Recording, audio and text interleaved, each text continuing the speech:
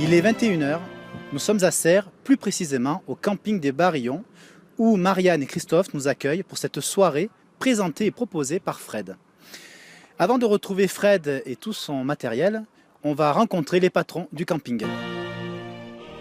Ça fait combien de temps que vous gérez le camping?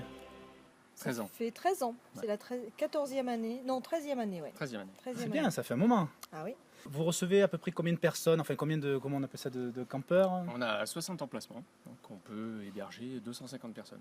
Ah ouais, c'est pas mal. Mais bon, c'est jamais plein. Ça reste beaucoup plus familial et beaucoup. Voilà, c'est Voilà. pas du tourisme de masse. C'est un camping familial en fait. Oui, surtout, oui. Hein. Oui. Et sinon, vous organisez aussi d'autres soirées ou pas? Oui, ça, alors moins maintenant, mais ça nous arrive, ouais.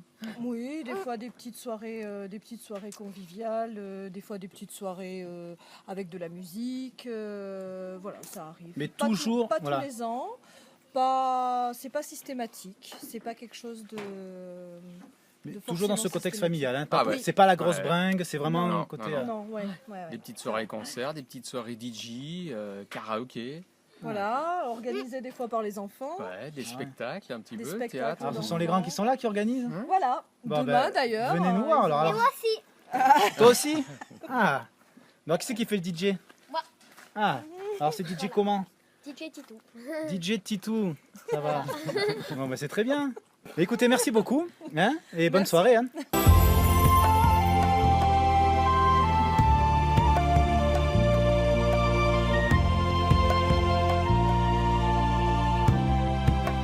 Donc, bonsoir Frédéric. Bonsoir. Bon, on se connaît un petit peu.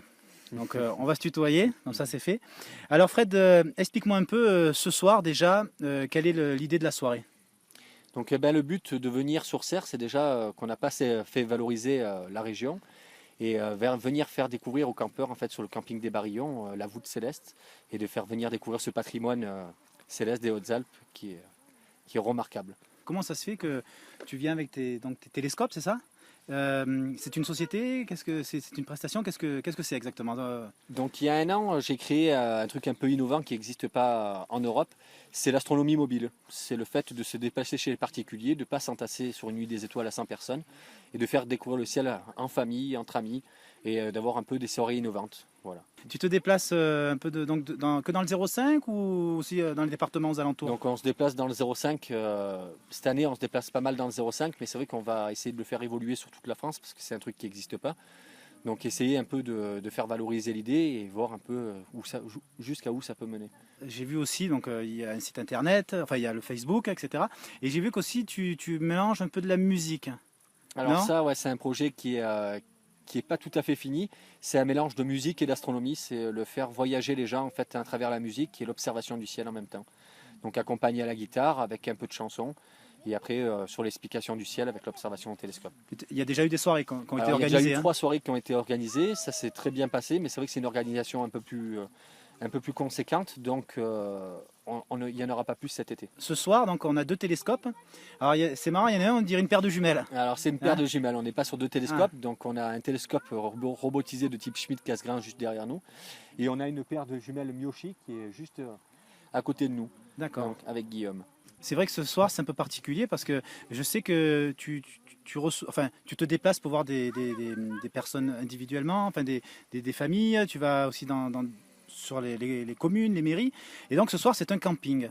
Pourquoi ce camping-là ce soir? Alors parce que déjà le camping des Barillons, je les ai contactés il y a un petit moment, elle m'a ouvert les portes à une soirée astronomie sur ce camping, donc déjà le site était bien adapté, sans pollution lumineuse, pour nous permettre l'observation. On est vraiment sur de l'observation et vraiment un cocon familial, voilà. D'accord. Beaucoup plus que sur une nuit des étoiles où on a pas mal de touristes et c'est complètement différent. Alors vous avez entendu l'appareil de pollution lumineuse. Alors on peut se demander c'est quoi une pollution lumineuse? Pendant nos soirées, on essaye un peu d'informer les gens sur les conséquences de la pollution lumineuse. Donc c'est toutes les lumières en fait mises par les villages et les villes qui dérangent déjà premièrement les astronomes, et il n'y a pas que ça, c'est un grand enjeu sur la faune nocturne.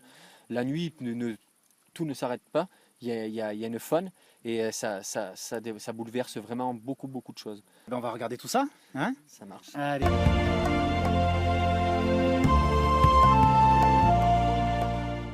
Son nom, loin en avant, on voit l'ombre du massif.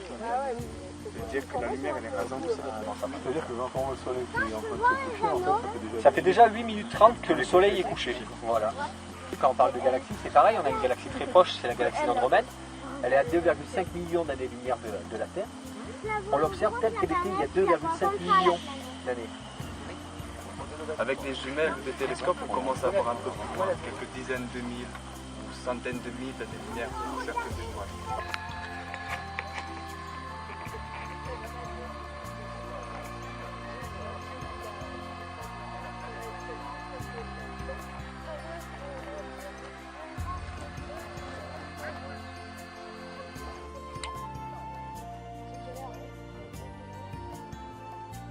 Donc là, on est en train de regarder la Lune, un objet céleste qui se trouve à 384 000 km de la Terre.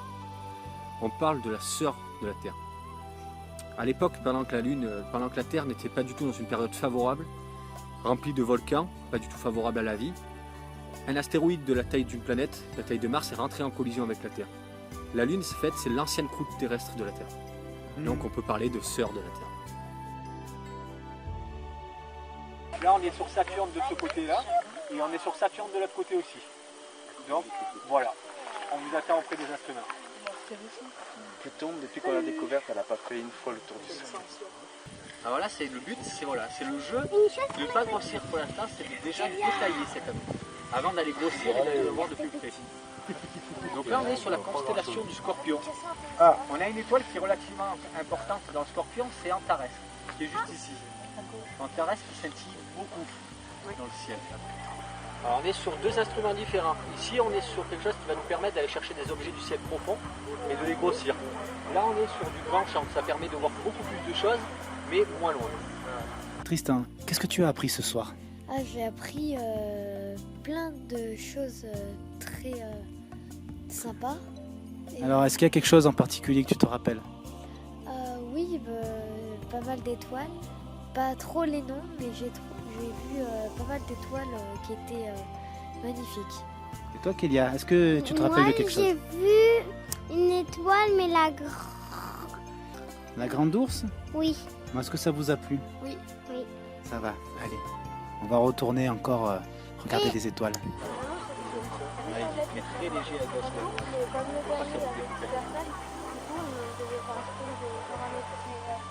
Sur la gauche, juste ici, on a la constellation du Cygne avec l'étoile brillante, c'est Deneb.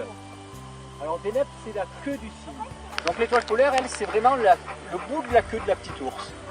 On remonte et on distingue juste cette partie de la queue. On ne distingue pas la constellation dans son entier. Alors juste ici, c'est pas encore bien sorti, mais on commence à distinguer la couronne boréale.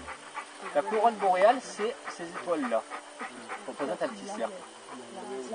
Il est 2 h du matin. On laisse Fred et Guillaume continuer à observer et à expliquer le ciel. On s'en va parce que eux, ils peuvent rester jusqu'à l'aube. Hein. Ça, je vous le dis. Si vous passez une soirée avec eux, prenez des duvets, prenez tout ce qu'il faut. Hein. C'était vraiment très intéressant, autant sur les constellations que sur les étoiles, etc. En tout cas, je vous conseille de passer une nuit avec eux. Ça vaut le coup. Et ça vous fait vraiment voyager. Et on voit à quel point on est petit. Et... Enfin bon, c'était extraordinaire.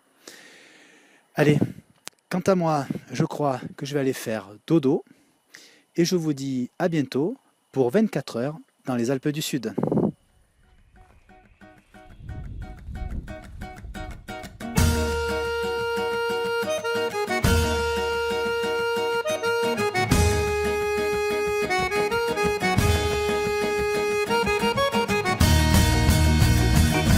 J'aime à me retrouver seul en haut des sommets, regarder le soleil se lever au taquet, par-delà les reliefs et les aspérités, voyager à l'inverse des masses conditionnées, pas de foule parfois, pas de foule parfois.